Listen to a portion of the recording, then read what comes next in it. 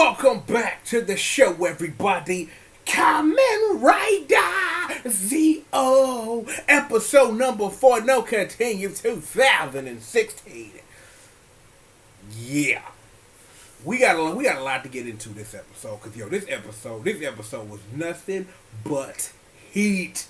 I appreciate what this episode did on multiple levels, and I'm not just talking the tribute episode, because it's a tribute episode. It did a good job of making sure that, Emu got his shine. You know what I'm saying? That making sure OG Young Sogo put in his work. That's all and wonderful.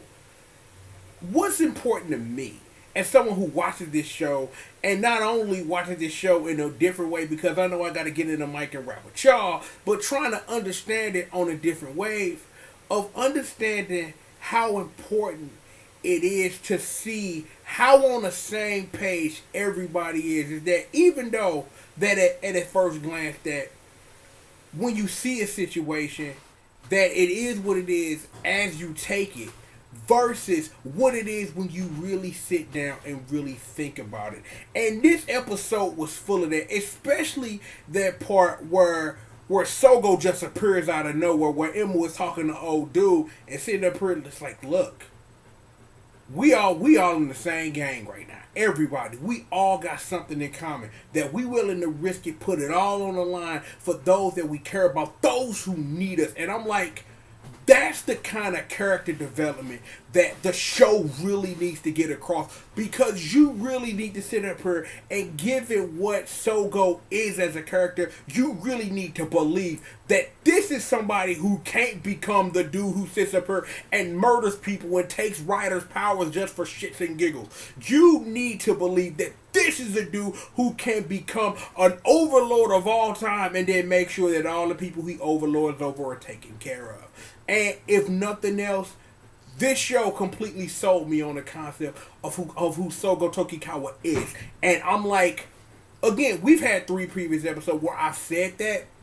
This episode cemented, sealed the deal for me. This is a character I can get with. This is a character I want to root for, a character that I can get behind. That, yeah, like I said at the opening, it was great to see Mr. Ellen Asshole Man doing this stuff. Hell, it was some of the most gangsterish shit ever. Like, Imu hits him with the die henshin, sits up here for 2 seconds, hits him with the work, and then here come Hora. That's what we call Ho-Dash-Ra Hora. Like, and She-Ra now, it's just Hora. You know what I'm saying? That's what we doing. We gonna work on that. But regardless of all of that, this episode was also very illuminating, and we're going to talk about a little bit more, because I also watched 4.5 before I got on the mic, and we're going to get into that in a minute. But understanding and knowing that it was a lot more complicated, this whole Riders losing power thing, because when another Rider Watch is used, that person becomes that Kamen Rider, and it can only be one at a time. Now, given that we watch Kamen Rider and we watch Tokusatsu in general, we know that there are exceptions to this rule. We know there are things that do other things.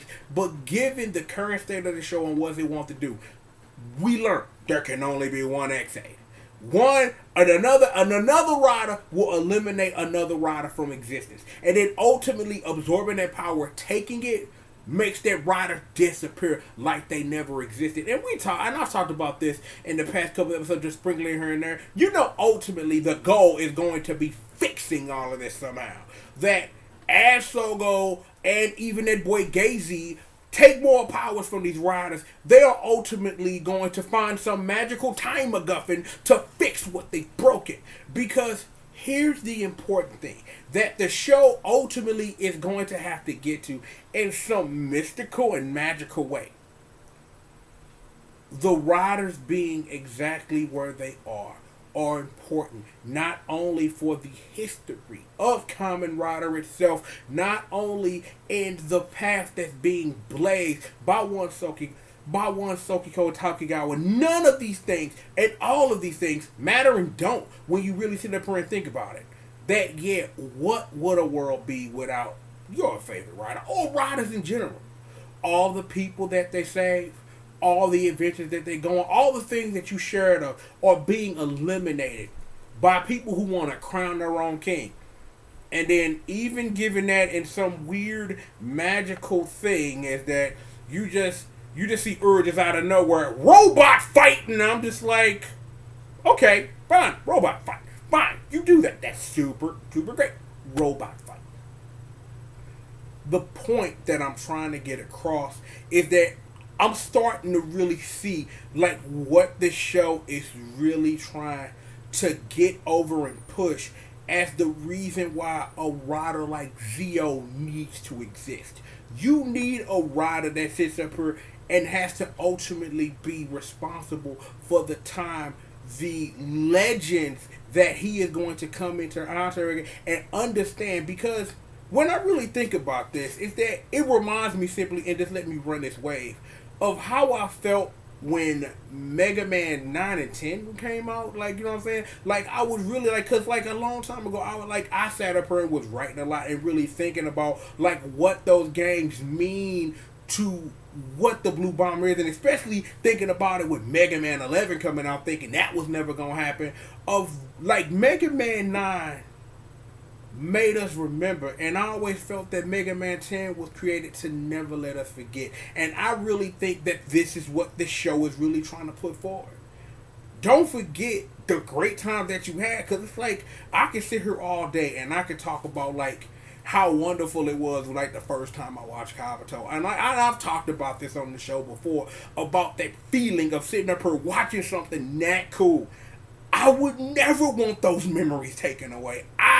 I'm like, that's why I get on the mic, and it's like, I get on the mic when I watch these shows every week, because not only am I just sitting up here just saying what it is that I feel, is that this video, once it goes up, once you see it, seals this in time of what I felt when I watched this show that I love and appreciate. And 4 episodes in, I can really say I can love and appreciate what Zio was doing, even though I'm getting a little ahead of what I think the show was trying to put forward. But that's how the show makes me feel.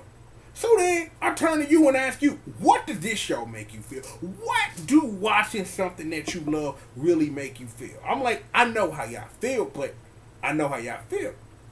Don't be scared to let nobody else know how you feel about what it is that you do and how you get down. And I really think that's what this show is really putting forth, and I love it.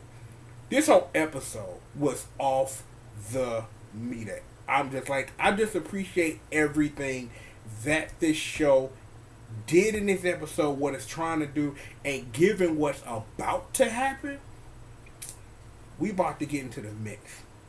But like I said earlier, is that I watched 4.5 because I need to go watch 1.5, 2.5, and 3.5 because Ryan Bomber suggested that I watch them. And after watching 4.5, because I was trying to watch the first 3 in order and like do a little mini video, and I just haven't had the chance to really sit down and do so yet. But watching 4.5 coming out of episode 4, I see why these supplementary episodes are so important, because there is a lot to keep up with. And I really have a feeling when I watch the first of the 3 that they are going to like remember me like while I was watching the episode of what it is, because 4.5 sat up here and set up a whole lot, mainly in really enforcing and really understanding what happens when a rider's power is taken and time is altered. We learned at 4.5 is that not much really changes between what you know and what now is because. But then at the same time, they use Asshole Man as an example. So, Hero Kagami ain't changing much. But we love Asshole Man anyway. So, there is that. It's like, I really appreciate the whole fourth wall breaking of it. I'm like, I really appreciate that. In those side instances that the soul is not really taking itself seriously. And I appreciate that. And it also brought it to the fact that Sogo is trying to build these bonds with Gay-Z, with Moon Juice. You know what I'm saying? To sit up here like, yo, we can be friends. Like, the end of that episode was real powerful. Like, yo, I am putting my fate in your hands. I know we only been kicking it for 3 episodes, but if y'all was willing to travel back in time to sit up here and watch me, you know, the least I could do is be, well, if I get off course, you have the right to murder me so that I don't sit up here and murder everyone you love. So, you know what I'm saying? trust exercises. Not lean back and, fall into my arms. No, if you see me sitting up here turning into the Omazeo you hate and loathe, put a bullet in me. Throw me in a time where I can be eaten by a dinosaur. Let me drown in some primordial goop. Just do something with my ass, please. I can respect that. The thing is because this is a show that we're only 4 episodes in and we've got so much more to do, that bond is going to be put to test more than once. It's like that bond is going to be put to test more than once. And it's really going to be, and let me wipe my eye because I think I got something in it, is really trying to see is that, again, and another thing that I appreciate, because I might as well say it while I got your attention, is I really appreciate what this show is trying to do by building this family nucleus around these 3. Is that you got Gay Z. Lost, more lost. So much so, it drove you to be a Kamen Rider to go murder the dude who murdered everyone you love. On the flip side, you got Moon Juice, and she's like, well, I can sit up here and be pretty and cute and do this with my hair, but if you get off track, I'm gonna whip your hand with a ruler and be bad on Mazio. Bad. And everything's gonna be okay. And you got that boy OG Young Soga, who is the future, immediately, of everything we know and love about this franchise. You really think, because it's like, I know I blurted out and say I really think that boy Gay Z is really on Mazio or something like that, but I don't know now. Is that you sit up here now with all of this happening, you really have to question if this was the case. If Sogo really is on Mazio for real, what drives a man to that? Is that I talked about it in episode 1, and I figured that if we only say that, I could just remind you what my thoughts are. Shit happens to people. You are a living human being, and trust me, ain't none of y'all watching this ain't never lived, and some shit ain't happened to your ass. But it's what I always say, and take this with you. It ain't what defines you ain't what happens when shit happens to you. It's how you deal and how you push forward when shit happens to you. It's what makes you who you are. Are we in a situation where something happens to Sogo so badly that he's pushed to something, to thinking that the only way I can do this is by stealing a whole bunch of rider powers, enslaving people 50 years in the future to, bring law and order to whatever this Wild West of time is? We don't know. But again, like I said, that sense of nucleus between the 3 of them is what's going to be, because it's like, yeah, this show is going to be great at showing love to riders that we love, that we don't think about all the time, by reminding you they exist, by reminding you of their adventures. That's going to be great, because there are a couple of episodes that I can't wait for. For my understanding, one of the episodes I can't wait for is happening next episode, given what it is that I think I may know, because I need to see that happen. But also, given when I really think about that character, is given what the movies have given that character in particular recently, he got some unfinished business anyway, so it'll be good to see if Zio is going to finish whatever this is. So that's great. So I'm not even going to mention that rider's name. But it is what it is with that. So whatever. At the end of the day, and I mean this, at the end of the day, what is really important here is that this show kicking ass and taking names. That is all I can really ask for. That there is a lot that I want to need from this show. I know y'all have a lot that y'all looking for the show to do. But what the show is doing right now that is very important, that regardless of all the riders we're going to trade tribute to, out of all these rider kicks that we're going to see and all this stuff that's going to happen, is that the show is not resting on its laurels being this anniversary show. That's what I appreciate. They are taking that while we are sitting up here paying tribute to everyone that has come before, that we're not going to sit up here and we're not going to skip. We're not going to sidewalk it. That we still have a story to build. And that story is forefront and important before the tribute that we pay. And I really think that as long as the show keeps that focus, we're going to be in for a treat for real. And that's just what I believe. I'm going to give the show the opportunity to rise or to fall on its own merits. It's only fair. It's only fair that I give it that, because if I sit up here and give it too much or give it too little, then I'm not sitting up here giving it its honest due to do what it is that it do. And I could appreciate that indeed. Oh, you were looking for me to have something else to say. I don't really. Because I think I hit everything. So let's run it back. Let's run it back real quick and make sure Uncle Triple hit all the things he needs to hit. Hojo Emu's still a beast. Okay? Asshole man is still asshole man. Gay Z, he coming around, and Moon Juice is Moon Juice. And OG Young Sogo will become the overlord of time we all love, and who will give us apples when we starving. Building bonds. Building the important bonds. Building bonds and what else? Oh, building bonds because it's important for character development. Wonderful. Gotta love that. So, I think that's a review. Talked about episode 4, talked about 4.5 a little bit. I'm going to go back and go watch 1, 2, and 3, and we'll do something a little special on that, so I'll be watching for that later this week. But with all of that being said, and I mean this, and let me say this to you, Kamen Rider Z.O. episode number 4, no continue 2016. This episode's a wrap. Get out of here. No, actually, don't. Come back. I didn't mean to say get out of here. Come back. Sit back, relax, and chill. Ride or watch. Kamen Rider Triple. Slide that in my space-time driver, bitch! Hit that shit. Think. Flip time on your ass, but nah. That's for paying customers. Regardless, y'all sit back, relax, and chill. Uncle Triple and the squad, we got more of what you need after these commercial messages.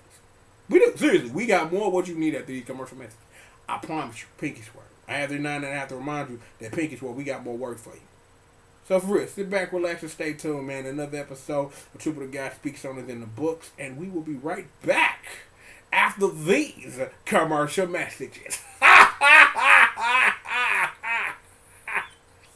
Oh no, that caught me somewhere. I think I got something caught in my throat. Oh boy, that had to come from somewhere. I don't know. We will be right back after these commercial messages. See, that first evil laugh wasn't good. The second one was wonderful. More show after these commercial messages. No, that don't work for me either. No. Damn, okay. I had an outro. I can scratch my head here. Damn, I should just ended it on that. Like, I hit you with the driver joint. Hit you with this. Coming out of triple flipping time on your ass. Evil laugh. You know what I'm saying? Great episode.